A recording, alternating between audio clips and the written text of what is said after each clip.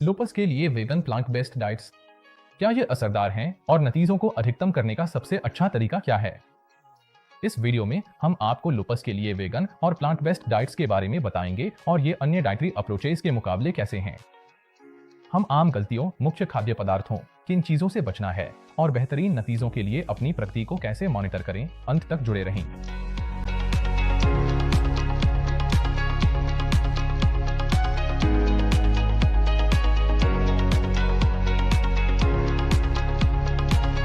नमस्ते, मैं डॉक्टर चानू दसारी हूँ, एक सर्जन जो आंत माइक्रोबायोम असंतुलन से सूजन घटाने समर्पित हूँ। मैंने खुद अपने 20वें दशक की शुरुआत में पाचन संबंधी समस्याओं और ऑटोइम्यून सूजन से जूझा था और एक ऐसी पद्धति तैयार की जो न सिर्फ मुझ पर बल्कि मेरे मरीजों पर भी कारगर साबित हुई।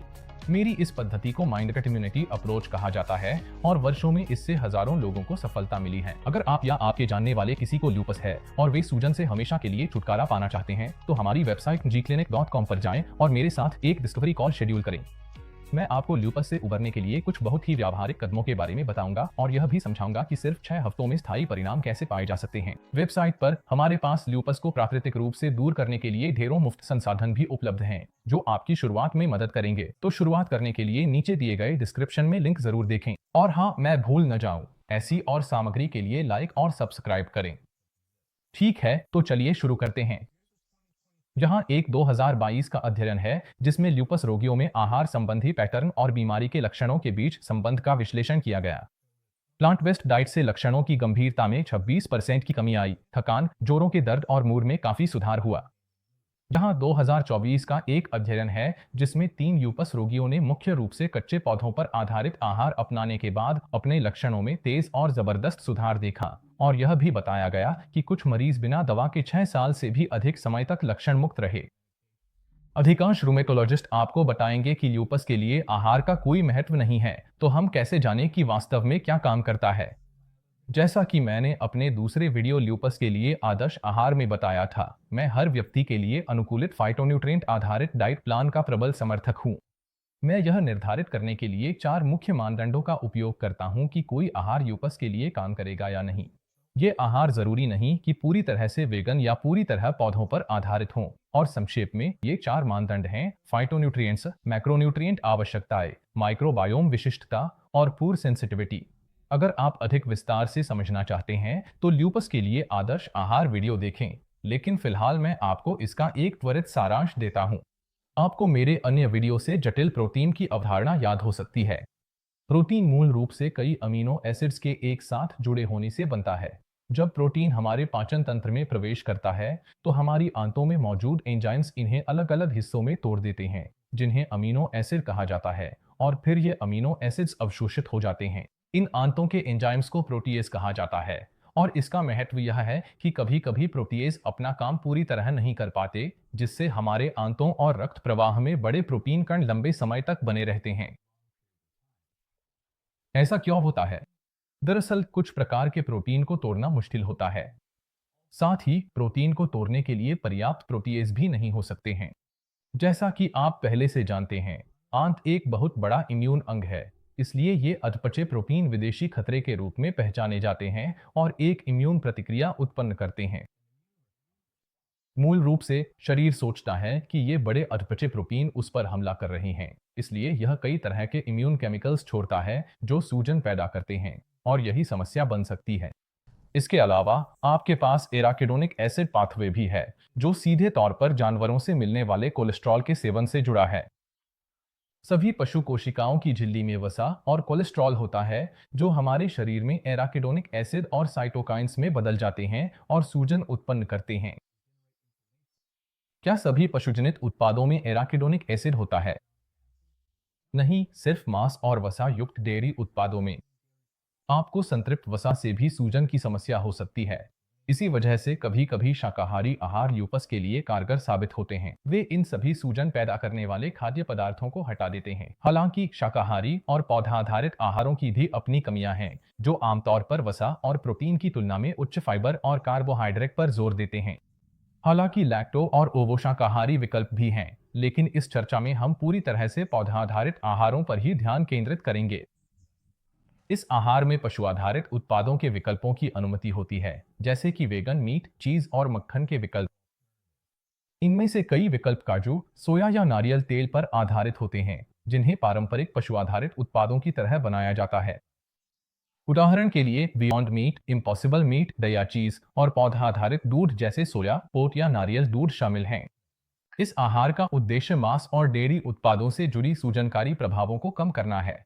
लेकिन बात यह है कि क्या आपको वे 4 मानदंड याद हैं जिन्हें हमने पहले बताया था? आइए देखें कि समय के साथ यह आहार उन मानकों पर कितना खरा उतरता है। आइए पहले मानदंड फाइटोन्यूट्रिएंट्स में गहराई से देखें। फाइटोन्यूट्रिएंट्स मूल रूप से पौधों से मिलने वाले सुपरफूड्स हैं। इन यौगिकों में एंटीऑक्सीडेंट और सूजनरोधी गुण भरपूर होते हैं, जो ल्यूपस से पीड़ित लोगों को सूजन कम करने और इम्यून सिस्टम का संतुलन बनाए रखने में मदद कर सकते हैं। यह 2019 का एक अध्ययन है जो करक्यूमिन और प्राकृतिक पॉलीफेनोल यौगिक के प्रभावों और इसके ल्यूपस के लक्षणों को कम करने के तरीके पर केंद्रित है। और यह 2022 का अध्ययन है जो प्रोबायोटिक्स की भूमिका का मूल्यांकन करता है कि वे आंत माइक्रोबायोम को कैसे नियंत्रित करते हैं और ल्यूपस के प्रबंधन में उनके संभावित चिकित्सीय लाभ क्या हैं। फाइटोन्यूट्रिएंट्स कई महत्वपूर्ण श्रेणियों में आते हैं, जैसे polyphenols, terpenes, thiocyanics, fibre, resistant starch, omega fats और एल्कलॉइड्स। ये सूक्ष्म पोषक तत्व पूरे शरीर में सूजन शांत करने के लिए बेहद जरूरी हैं। ल्यूपस के लिए वेगन या प्लांट बेस्ड डाइट अपनाते समय पर्याप्त फाइटोन्यूट्रिएंट्स लेना बिल्कुल संभव है, लेकिन यह केवल सोच समझकर भोजन चुनने पर ही संभव है। अगर आपका वेगन आहार प्रोसेस्ड आटा, चीनी या नकली मीट और चीज पर आधारित है, तो इन उत्पादों में फाइटोन्यूट्रिएंट्स की कमी हो सकती है और इनमें ऐसे एडिटिव्स हो सकते हैं जो आंत माइक्रोबायोम में सूजन को बढ़ावा देते हैं, और यह आपके लिए उल्टा असर करेगा। इसके विपरीत एक संतुलित प्लांट बेस्ड डाइट जिसमें resistant starch, fibre, omega oils और तरह तरह की जड़ी बूटियां और साबुत सब्जियां शामिल हों, वह ल्यूपस से ठीक होने के लिए जरूरी फाइटोन्यूट्रिएंट्स प्रदान कर सकती है। अब चलिए मैक्रोन्यूट्रिएंट्स की आवश्यकताओं के बारे में बात करते हैं। ल्यूपस के लिए वेगन और प्लांट बेस्ड डाइट्स अक्सर मैक्रोन्यूट्रिएंट्स की जरूरतों को प्रभावी ढंग से पूरा करने में संघर्ष करती हैं। मैक्रोन्यूट्रिएंट्स में कार्बोहाइड्रेट, वसा और प्रोटीन शामिल होते हैं। मेरी वेबसाइट पर एक कैलकुलेटर में अपनी लंबाई, वजन और गतिविधि स्तर दर्ज करके आप अपनी मैक्रोन्यूट्रिएंट्स की आवश्यकताओं का अनुमान लगा सकते हैं। अगर आप वेगन डाइट अपना रहे हैं तो इसमें वसा और प्रोटीन बढ़ाना होगा, जबकि कार्बोहाइड्रेट कम करना होगा। सामान्य तौर पर एक ऐसी डाइट जिसमें आधी कैलोरी वसा से आती हो वह अच्छी मानी जाती है। मुझे मांस और कुछ प्लांट बेस्ड फूड्स में पाए जाने वाले सैचुरेटेड फैट्स पसंद नहीं हैं, क्योंकि सैचुरेटेड फैट्स का संबंध सूजन की प्रक्रियाओं से होता है। मुझे मांस में पाए जाने वाले एनिमल बेस्ड कोलेस्ट्रॉल पसंद नहीं, क्योंकि यह शरीर में एराकिडोनिक एसिड बढ़ा सकता है। इन प्रक्रियाओं का वर्णन मैंने इस चैनल के अन्य वीडियो में किया है। अगर आपको ताज़ा करना है, बेझिझक देख सकते हैं। जब मैं अपने क्लाइंट्स के लिए डाइट बनाता हूं तो वे कार्ब्स में कम होती। ज्यादातर वसा पौधों से ओमेगा स्रोतों से आती है, जिससे ये समस्याएं टल जाती हैं। मैं सुनिश्चित करता हूं कि डाइट में 100 ग्राम प्रोटीन केवल पौधों पर आधारित खाद्य पदार्थों पर निर्भर चुनौतीपूर्ण हो सकता है। संभावना है कि आपको पौधों पर आधारित स्रोतों से बने प्रोटीन शेक्स को शामिल करना पड़ेगा। मैक के बारे में मैं जो आखिरी बात कहूंगा वह यह है कि ल्यूपस के लिए वेगन डाइट्स अक्सर कार्बोहाइड्रेट, वसा और प्रोटीन के सही संतुलन को संबोधित करने में विफल रहती हैं। वे फाइबर के सेवन को भी नजरअंदाज कर देते हैं, जो आंत माइक्रोबायोम के स्वास्थ्य को बेहतर बनाने के लिए एक आवश्यक हिस्सा है। अब चलिए माइक्रोबायोम की विशिष्टता पर नजर डालते हैं। आइए इस समीकरण को फिर से देखें। खराब बैक्टीरिया और फंगस कार्ब्स पर पनपते हैं, जिससे ल्यूपस में सूजन होती है। ल्यूपस के लिए वेगन डाइट्स में कार्ब्स अधिक होते हैं। इनमें से कुछ फायदेमंद नहीं होते। तो क्या वेगन डाइट्स वाकई स्वस्थ बैक्टीरिया को बढ़ावा देती हैं? इसका जवाब नहीं है। मुझे पता है कि विवादास्पद लग सकती है, क्योंकि YouTube और Reddit पर लोग तर्क करते हैं कि वेगन डाइट्स आंत माइक्रोबायोम बढ़ाती हैं, पर मैं आपको एक व्यावहारिक दृष्टिकोण देना चाहता हूं। अपने करियर में मैंने सैकड़ों, अगर हजारों नहीं तो मल परीक्षणों की समीक्षा की है, और ज्यादातर समय जब लोग ल्यूपस के लिए वेगन डाइट अपनाते हैं तो वे डाइट के जरिए अपनी आंतों में अच्छे बैक्टीरिया का सही तरीके से चयन नहीं कर पाते। ल्यूपस की प्रकृति ही ऐसी है जिसमें एक असंतुलित आंत माइक्रोबायोम के कारण सूजन होती है। तो हमारे प्रोग्राम की शुरुआत में हम जापान से पेटेंटेड प्रोबायोटिक्स का इस्तेमाल करते हैं ताकि आंत माइक्रोबायोम को फिर से संतुलित किया जा सके और हानिकारक बैक्टीरिया को खत्म किया जा सके। लेकिन फिर हम अच्छे बैक्टीरिया की वृद्धि को कैसे बढ़ावा दें? यह कार्ब्स से बचने से नहीं होगा। यह सही अनुपात और सही मात्रा में फाइटोन्यूट्रिएंट्स का चयन करने से होता है।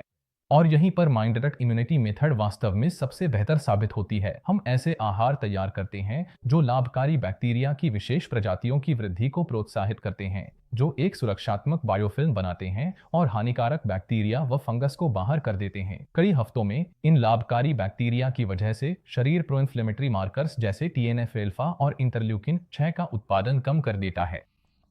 ल्यूपस के लिए वेगन डाइट की मुख्य समस्या यह है कि यह जड़ कारण को संबोधित नहीं करती। अक्सर इसमें रेजिस्टेंट स्टार्च या फाइबर पर ध्यान नहीं होने के कारण यह बिना चयन के बुरे बैक्टीरिया को भी पोषण देती है। वेगन डाइट्स में पौधों से मिलने वाली शक्कर, कार्ब्स और रसायनों की भी अनुमति होती है जो लक्षणों को और खराब कर सकते हैं।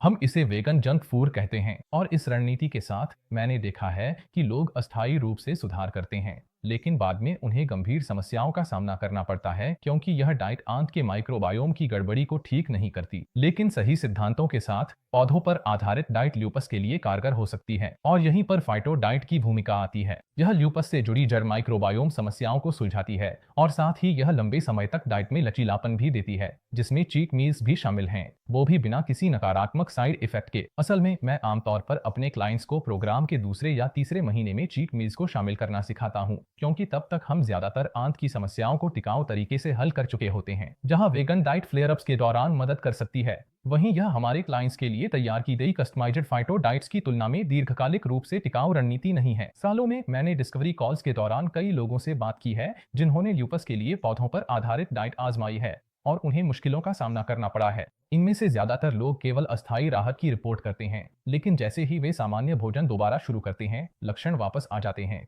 और यह एक पैटर्न है जो मैं अक्सर देखता हूँ। मेरी आशा है कि ल्यूपस के लिए वेगन डाइट की इस समीक्षा के साथ आप यह तय कर पाएंगे कि यह आपके लिए सही है या नहीं। हालांकि इससे अल्पकालिक लाभ मिल सकते हैं, लेकिन दीर्घकालिक राहत के लिए आंत के माइक्रोबायोम को संबोधित करना आवश्यक है। अब चलिए अंतिम मानदंड यानी फूड सेंसिटिविटीज की ओर बढ़ते हैं। ल्यूपस के संदर्भ में फूड सेंसिटिविटीज एक बेहद महत्वपूर्ण विषय हैं। अपनी बातों में मैं फूड सेंसिटिविटी टेस्ट के 4 प्रकारों पर चर्चा करता हूं: skin prick test, ID test, इजी चार्ट टेस्ट और नया मीडिएटर रिलीज टेस्ट।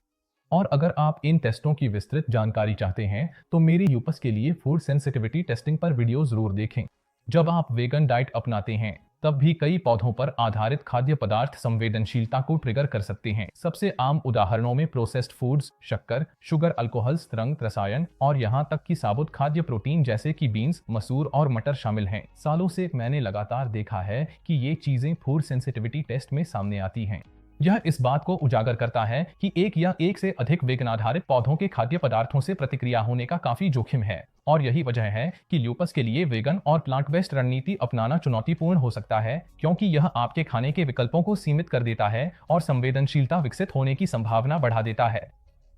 नीचे कमेंट्स में मुझे अपने वेगन डाइट के अनुभव के बारे में बताएं, आपके लिए क्या काम आया और क्या नहीं।